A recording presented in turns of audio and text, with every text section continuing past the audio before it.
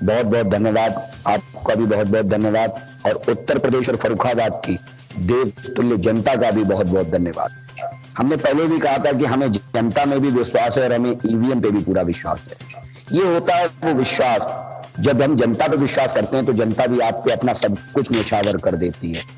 राम नाम आधार जिन्हें वो जल में राह बनाते हैं, और जिन पर कृपा राम की हो वो पत्थर भी तिर जाते हैं। अरे हम तो हाड़ मास के बने मानव हैं।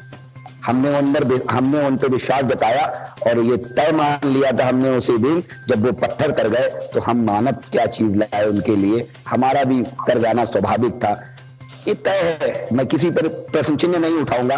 बस एक चीज से मैं एक बात कहूंगा, भारतीय जनता पार्टी का जो मूल सिद्धांत है वही भारतीय जनता पार्टी की नींव बन करके आज सामने खड़ा है, और वो है अंत्योदय।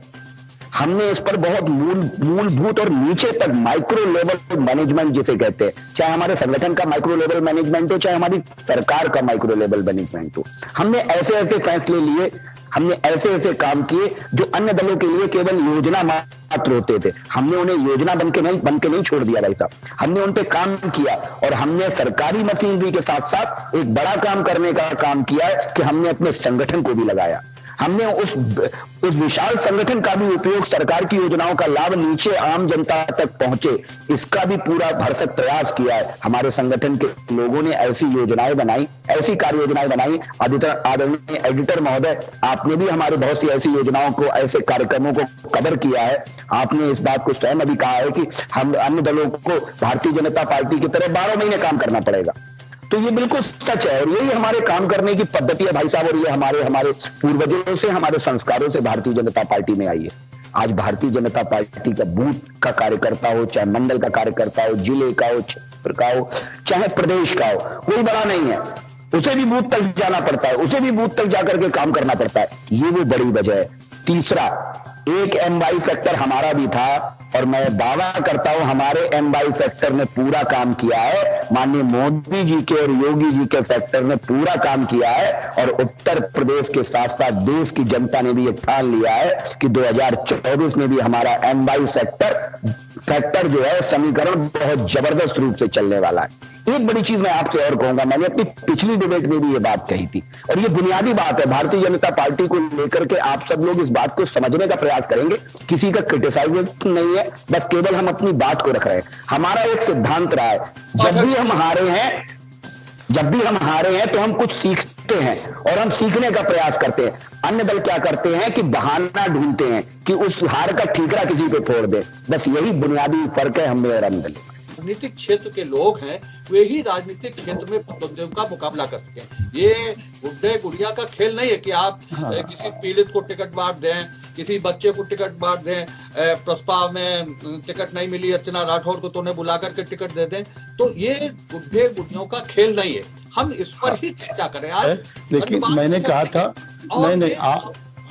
भावनाओं का खेल भी नहीं है। हमने बहुत कई, और शिवम अंबर का तो एक बहुत प्रसिद्ध शेर है कि ये सियासत की तवायफ का दुपट्टा है, ये किसी की आंसुओं से तर नहीं होता। बहुत पुराना शेर है। ये भावनाओं का खेल नहीं है, राजनीति है। और यहाँ जो भी हथकंडे हैं वो जब तब आप खेलेंगे। जो भी प्रयोग किया, कुल चुनाव को कांग्रेस ने मजाक बना करके रख दिया। कई हमने देखा, एक एंकर थी हमारे टीवी, हमारे चैनल पे एंकर थी, उसे बुला करके टिकट दे दिया। मजाक बन रहा था। एक दिन एक टीवी पर उसका चैनल पर उसका इंटरव्यू आ रहा था। तो ये जो तस्वीर खींची गई, ये इसे नया नहीं कर सकते। जब आपके पक्ष में दो आपका देश तक तीसरे नंबर पे रहा है, तो फिर आप इस चीज को कैसे कह सकते हैं कि हम अब भी आप मुख्यमंत्री की आलोचना कर रहे हैं? आप खुद भी तो आप फोकस करें, आप मंथन करें जब हम इस विश्लेषण को लेकर के बैठे हैं। ये सारी चीजें हैं, और कतई भावनाओं का खेल नहीं। यहाँ आंसू बहाने का, रोने गाने का कोई काम नहीं। आंसू बिल्कुल बहुत माकूल शेर है। बहुत पहले हम लोग 20 साल पहले जब अंबर जी ने कविता लिखना शुरू किया था, तब का शेर है कि ये सियासत की तवायफ का दुपट्टा है, ये किसी के आंसुओं से तर नहीं होता। ये एक नपातुला रिस्क लिया, ये एक नपातुला रिस्क था। और जो आप कह रहे हैं ये गैर राजनीतिक एक थोड़ा सा प्रयोग था। ये कुछ बातें ऐसी रही हैं जो हमारी कमजोरी साबित हुई, तो उसका हमने सोच के अच्छा मैसेज देने की कोशिश करी, लेकिन वो मैसेज नहीं पहुंच पाया और उसका नतीजा ये हुआ कि जनता को कोई विकल्प नहीं फिर मिला। ये हमारी भी कुछ कमी। जमहूरियत का निजाम जो लोकतांत्रिक प्रणाली है उसमें एक बहुत अच्छी बात है, इसमें जो जीत जाता है जनता का धन्यवाद देता है, शुक्रिया करता है, नतमस्तक होता है, और जो हार जाता है आपके खेल में, चाहे वजूहत चाहे किस तरीके से चुनाव का संचालन, वो भी धन्यवाद देता है जनार्दन। ये सब एक दूसरे को बधाई की वो अपेक्षाएं की है पहले ही वक्त से। ये सब छोड़ करके कि हम विपक्ष के रूप में अपनी भूमिका का निर्वाह करते रहे। जनता जनार्दन ने आज ही जो फैसला दिया है वो 5 साल के लिए फैसला दिया है, 5 साल के लिए फैसला दिया है और सारे मुद्दे नकार दिए। जनता महंगाई का बोझ उठाने के लिए तैयार है। उत्तर प्रदेश के नौजवान बेरोजगारी का दंश झेलने के लिए तैयार है। आपसे सवाल इस बात का है, आप ये बताइए कि जो नई सपा थी जिसने छोटे दलों से गठबंधन किया, जिसने राहुल गांधी के साथ गठबंधन किया, जिसने बसपा के साथ गठबंधन किया, वो नई सपा जिसके झंडे पर केवल अखिलेश यादव का फोटो छपने लगा है, वो चुनाव में क्यों सफल रही? ये सवाल था आपका। ये भाषण तो बहुत 1 महीने तक लगातार चल, समय आपका निकल गया। चलिए ठीक, आगे बढ़िए। हाँ, आगे बढ़ो, भाषण नहीं है सवाल। ये कि भाई साहब ये अपनी कमियों को नहीं देखते हैं।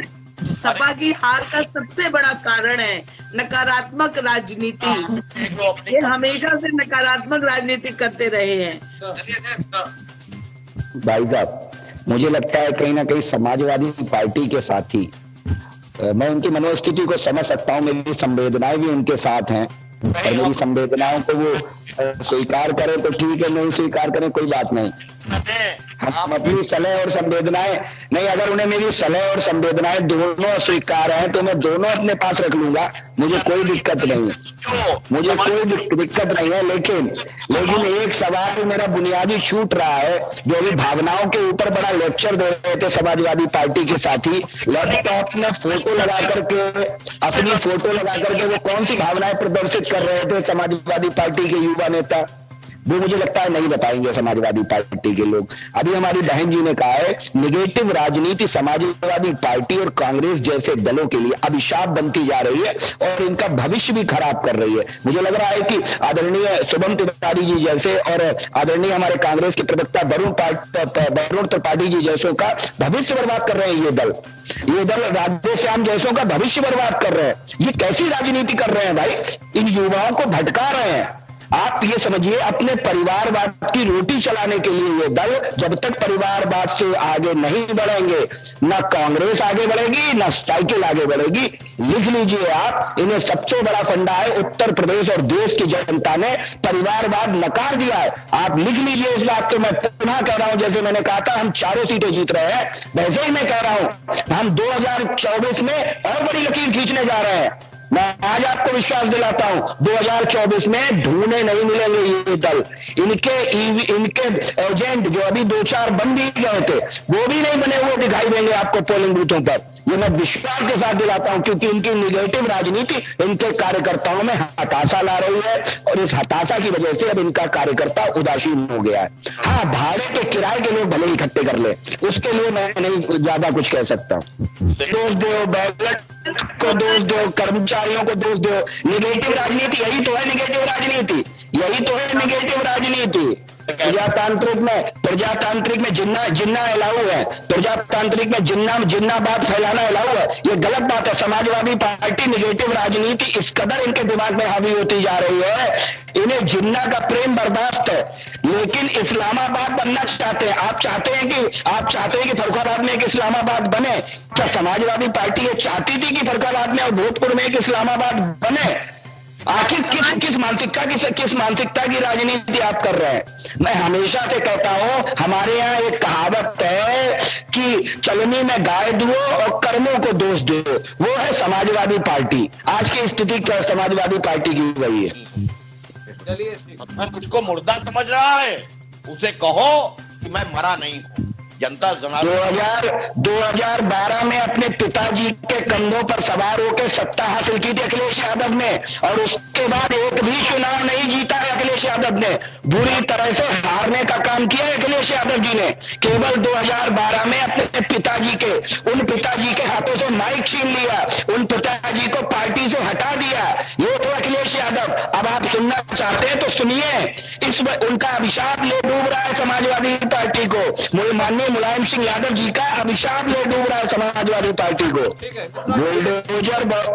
बुलडोजर बहुत ईमानदारी से अपना काम करेगा 2022 के बाद भी। पुल पे चढ़ेगा तो समाजवादी पार्टी के कार्यकर्ता बुलडोजर को तहस नहस कर देंगे। जब बनारस में चलाओ धनंजय सिंह से लेकर मुख्तार अंसारी भले आदमी है, मुख्तार अंसारी, अतीक अहमद भले आदमी है, समाजवादी पार्टी के भले आदमी भी ऐसे ही है। समाजवादी पार्टी के भले आदमियों की गिनती मुख्तार अंसारी और अतीक अहमद पे जाके चालू होती है। समाजवादी पार्टी के भले आदमी मुख्तार अंसारी, अतीक अहमद और रामपुर वाले चचा जान हैं। ये है समाजवादी पार्टी के भले आदमी।